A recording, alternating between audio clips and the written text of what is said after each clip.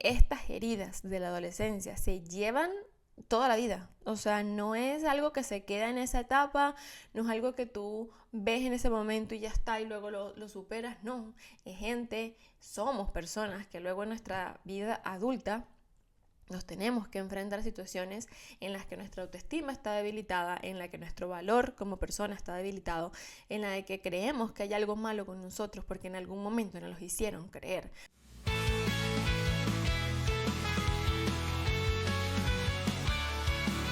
Hola, ¿qué tal? Mi nombre es Rosmar Alcalá y bienvenidos a Estamos Juntos en Esto, un espacio en el que te puedes sentir acompañado porque soy fiel creyente de que cuando la carga es compartida pesa menos. Entonces siéntate, relájate, disfruta y recuerda que estamos juntos en esto. Y el día de hoy quiero hablar de un tema, pero antes de ya entrar en materia y toda la cosa, recuerden suscribirse, seguirme en redes sociales, @estamos juntos en esto y darle like para que les lleguen las notificaciones cuando volvamos a subir un episodio. Yo siempre generalmente, cada vez que voy a subir un episodio, trato de ver qué es lo que está pasando en nuestro entorno, situaciones cotidianas del día a día, y hubo una situación en particular que fue noticia aquí en España, que fue en Sevilla, donde una niña se quitó la vida por el bullying que le estaban haciendo en el colegio, ¿no? Y esta noticia realmente me impactó tanto y me hizo regresar, porque yo creo que en algún momento, me atrevería a decir que lamentablemente todos en algún momento hemos pasado por esto, ¿no? Y nada más imaginarme lo que pudo haber sentido ella, cómo se pudo haber sentido de tal manera como para tomar esta decisión tan fuerte y tan dura y que no puedo ni explicar cómo deben sentirse sus padres con respecto a ello.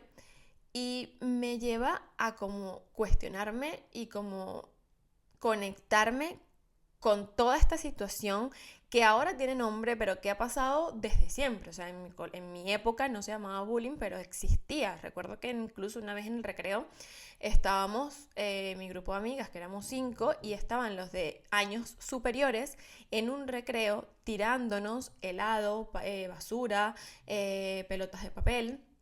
Y todos en el patio estaban en contra de nosotros porque a una de ellas no se la llevaba bien con mi amiga. Entonces, como estábamos todas en grupo, pues era para todo el bullying, ¿no? Y yo recuerdo mucho hablarlo con mi madre, recuerdo mucho que incluso hubo un día que nos fueron a buscar al colegio porque esta chica nos estaban amenazando con venir con gente que nos pudieran agredir físicamente. Y yo recuerdo ese momento y lo recuerdo con mucho miedo, con mucha angustia, con mucha desesperación, porque no habían herramientas, bueno, no hay todavía herramientas para hacerle frente a ello, porque por lo que vi del caso, ya los profesores lo sabían, habían directivos que lo sabían y no se había hecho nada al respecto, ¿no? De hecho, había muchos comentarios en redes que decían, bueno, pero es que los padres o representantes, exactamente, no quiero generalizar, pero que hubo comentarios del tipo, bueno, es que no era para tanto, sí se metían con ella, pero no era para tanto, pero no era para tanto según quién, ¿no? Porque al final lo que a lo mejor para ti es un juego, para otra persona no lo es. Y llega un momento en que dices, no conectas, o sea, no hay una empatía en unos adolescentes de 15 años para saber que estás dañando tanto a una persona que está llorando incluso delante de ti o que la estás humillando de tal manera que está llorando o que se está sintiendo mal y no eres capaz de detenerte. Entonces, quiero partir en primer lugar por la gente, primero por la víctima, porque al final lo estaba hablando con una de mis grandes amigas que decía que ella lo vivió durante 4 años. O sea, es que esto no es de que me dijeron 2 cosas 2 días y ya yo estoy afectada. No, esto es un abuso psicológico continuado, es anular a la otra persona, ¿no? Y cuando no lo puedes llevar, o sea, cuando no hay forma de repente en la que te cambien de colegio, cuando tienes que vivir ese abuso continuado, cuando no tienes herramientas, no tienes apoyo, no tienes ayuda, termina lamentablemente en este desenlace. Y mi amiga me comentaba, es que ese pudo haber sido mi desenlace, porque yo, o sea, antes los padres no tenían a lo mejor tampoco las herramientas, no había tanta información y eran como que bueno, tú no le pares, ignóralo, dile que te respete y tal, pero no había un seguimiento, esa persona se sigue metiendo contigo, voy a hablar al colegio. Y en el colegio si se enteraron, ¿qué hicieron para cambiar esa situación? ¿Qué hicieron para ayudarte, para apoyarte? Porque creo que una de las situaciones a las que lleva el bullying es que te sientes solo. O sea, que a pesar de que tú tengas amigas, si la cosa es contra ti, es que lo estás viviendo tú solo. Y no, si no tienes apoyo, si no tienes herramientas y si no tienes ayuda, evidentemente va a desencadenar o puede desencadenar en eso. Hay veces que no, porque evidentemente no todas las personas que han sufrido bullying han terminado en este escenario. Y a lo mejor gracias a Dios. Pero los que a lo mejor no solamente es el bullying, sino tienen una situación difícil en casa, adicionalmente están lidiando, bueno, con las hormonas de la adolescencia, que todo el mundo lidia con eso, pero se une también esto, quizás los padres no estaban presentes en casa, o sea, si se unen muchos factores externos que ese adolescente no puede controlar, lamentablemente va a encontrar la salida en ello. Entonces, en primer lugar, empatizar con el dolor que pudo haber sentido ella en ese momento para tomar esa decisión, con el dolor de los padres de haber de tener que estar atravesando este momento tan duro. Y cuando me voy al lado de entender el entorno, al final nunca vamos a tener la verdad absoluta porque cada quien va a contar su versión, ¿no? Pero me pregunto, pudo tener ayuda, pudo comentarle a sus padres realmente que eso le estaba pasando. En este caso sí, porque bueno, los padres fueron a reclamar al colegio, pero hubo un seguimiento en casa, hubo un aporte de ayuda, hubo una conexión. Ojalá que sí, pero son factores importantes que en algún momento tenemos que estar muy atentos porque si nuestros hijos, si nuestros hermanos, si algún amigo nos está comentando que está pasando por una situación difícil y lo estoy comentando de ahora en adelante, de lo que deberíamos tomar en cuenta y a lo que tenemos que hacerle foco. Si una persona nos está contando que está pasando por una situación complicada, pues hacerle un seguimiento a esa situación y no simplemente, por ejemplo, como en el caso de amigas que tengo que me han contado, bueno, no, es que yo se lo conté a mi padre y me dijo, no, dile que te respeten. O se lo conté a mi madre y me dijo, bueno, no les pares. No, vale, no les puedo parar un día.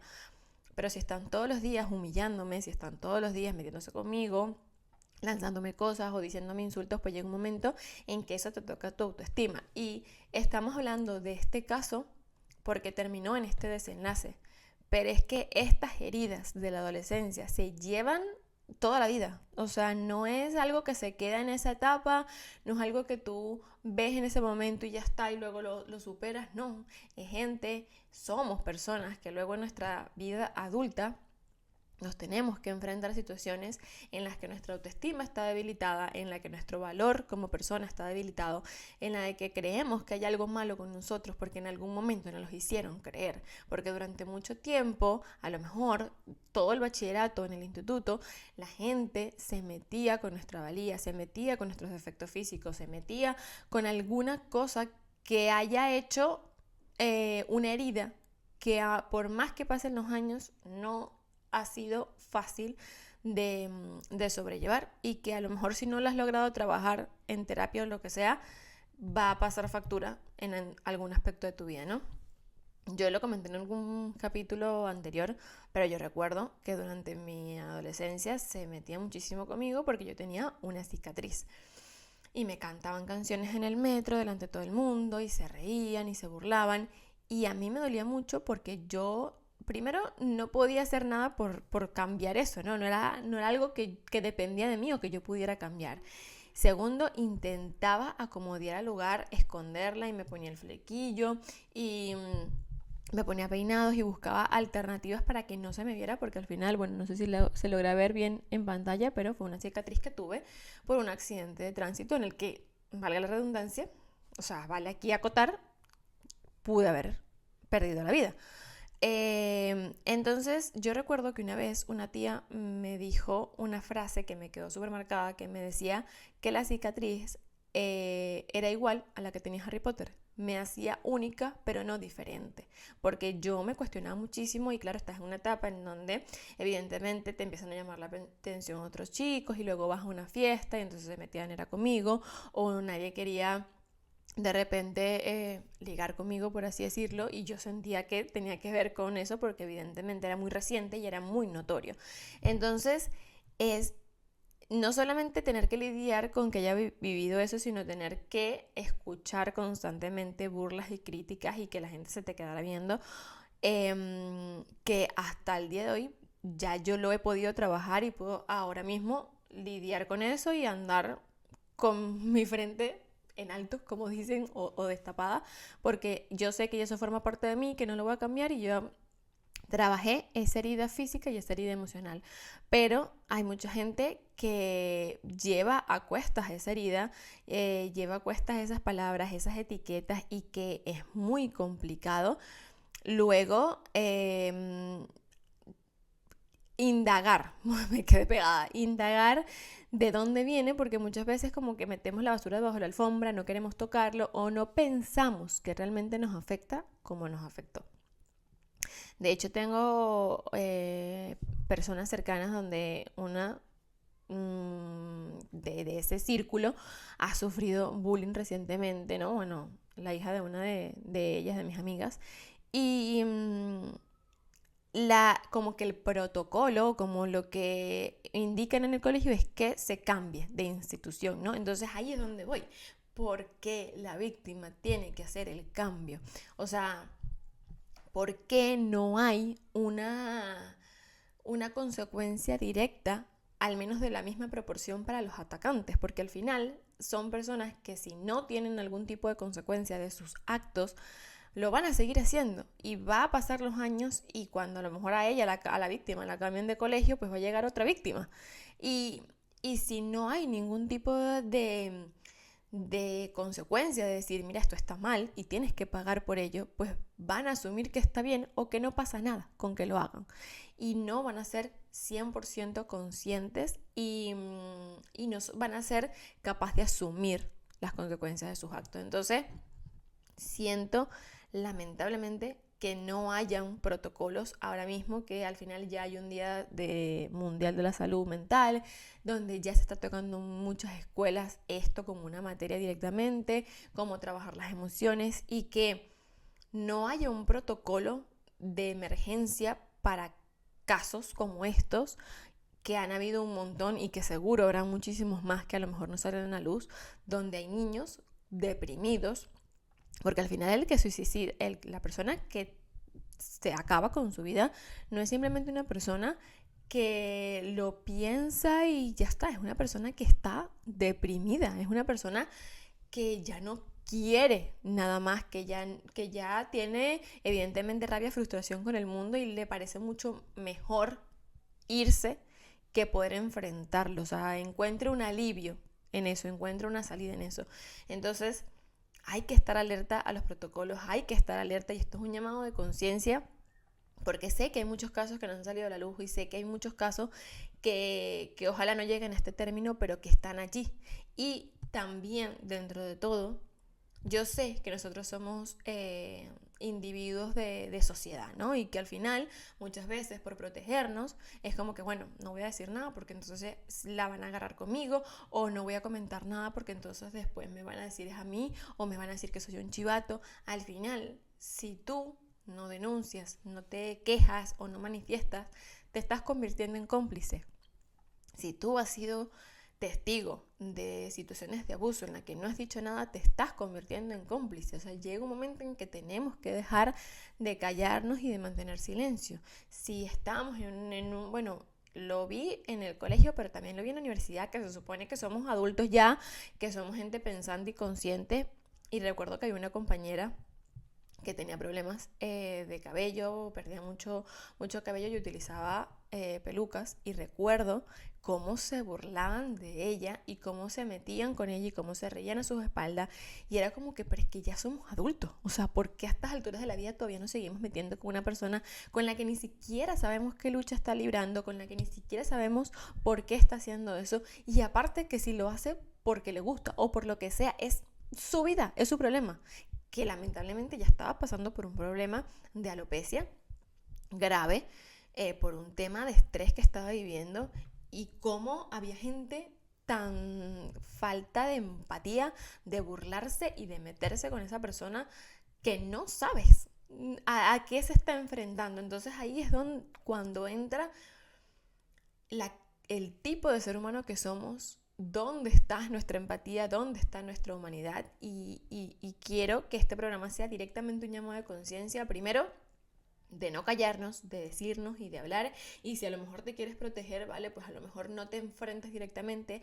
O sea, ten un poco de cuidado, ¿no? De cuídate y protégete, pero al mismo tiempo haz algo.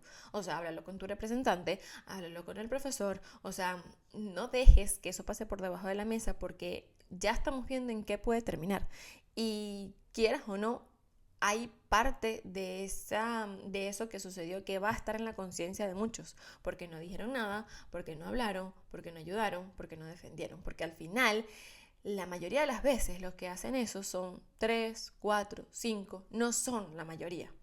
Pero si la mayoría se pone o alza su voz o pone un parado o pone un stop, pues evidentemente esa gente es muy probable que se detengan, porque la mayoría les está haciendo frente y les está poniendo un freno, ¿no? Y muchas veces digo la mayoría cuando de repente no hay intervención del docente o de la institución o lo que sea. Y también muchas veces yo siento que cuando yo voy a esos recuerdos, yo digo, pero es que yo no haría eso, ¿no? Yo no diría eso. Y yo sé que las personas que están en mi entorno, amigas, primos, o sea, en mi entorno no hay alguien que yo pueda decir, a lo mejor tú te meterías con estas personas en el colegio, a lo mejor eras tú el que te metías con tus amiguitos en la universidad. Y creo que eso viene de una base fundamental e importante que es la casa y que es la familia. O sea, lo que tú ves en casa lo terminas replicando directamente en las otras áreas de tu vida. De hecho, en estos días estábamos en el supermercado y estaba un matrimonio con 2 hijos y la mujer le hablaba fatal al marido. Pero no estaban peleando directamente, o sea, simplemente ella le estaba hablando muy mal sobre una situación muy cotidiana que era pedir queso. Y no era una pelea, sino que se veía que era su forma de tratarse, ¿no? Y digo, pero es que si esto lo están viendo los niños, que ellos van a asumir y van a ver como normal este tipo de trato. Y esto es muy fácil que se replique en el colegio, porque van a verlo como algo normal.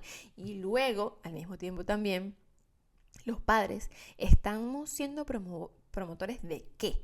O sea, tú como padre o como madre estás contribuyendo en que tu hijo sea el que hace bullying o no. Porque al mismo tiempo, esas acciones, esas actitudes, esas contestas, o sea, yo he visto trabajando en atención al cliente cómo hay gente, padres que llegan con los niños y dicen hola, buenos días antes de pagar, y el niño ve, escucha y muchas veces también dice hola, buenos días. Y estoy consciente que hay muchos que ni siquiera saludan, sino dame esto y ya está. Entonces, hay una gran parte de esta carga que está en la casa y somos nosotros los que tenemos que buscar las herramientas para ayudar, primero, que nuestros hijos no se conviertan en los que hacen bullying, y segundo, que si hay alguien que sea víctima y en tal caso es tu hijo, que pueda confiar en ti. O sea, creo que esto es clave, potenciar muchísimo la confianza, porque tú en esta edad tú crees que los papás son los enemigos, tú crees que los papás son los que como te ponen reglas no te quieren o son demasiado estrictos, pero hacer ese lazo de confianza con los padres es fundamental justamente para uno escuchar qué tiene que decir, cómo le fue, o sea, generar como esa conexión y esa comunicación, ¿no? Primero. Y luego, si no estás criando al que abusa ni al del que abusa, pues entonces también está criar al que ve, escucha y habla y no se queda callado.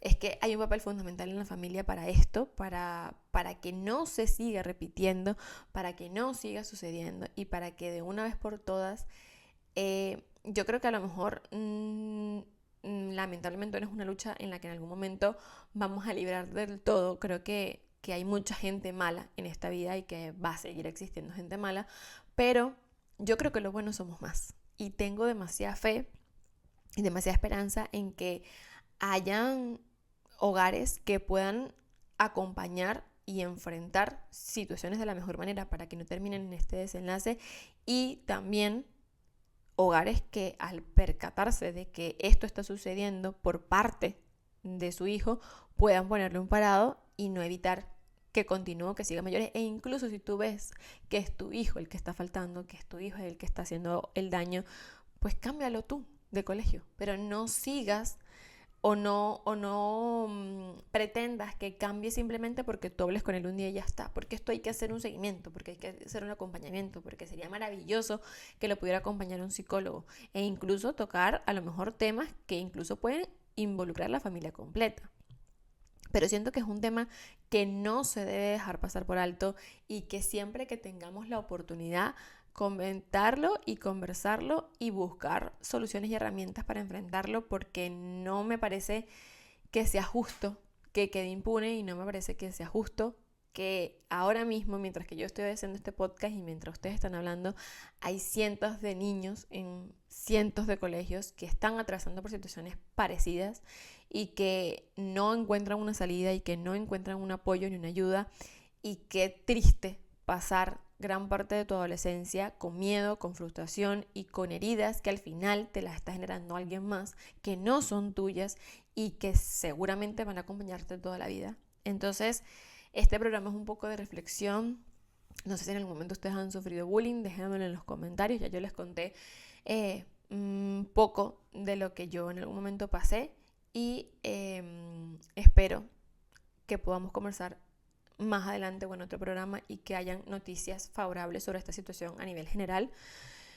Y si tú me estás viendo y en algún momento has pasado por eso y te has tenido que enfrentar situaciones así tú solo, te abrazo aquí, un abrazo virtual de corazón, porque sé lo que duele, porque sé lo que se lleva por dentro y la carga. Y nada, decirte que no estás solo, que este es un espacio para hacer catarsis, para desahogarte, pero que hay muchos sitios en los que podemos encontrar ayuda y herramientas para enfrentarlo de la mejor manera y para no permitir que acabe con nosotros.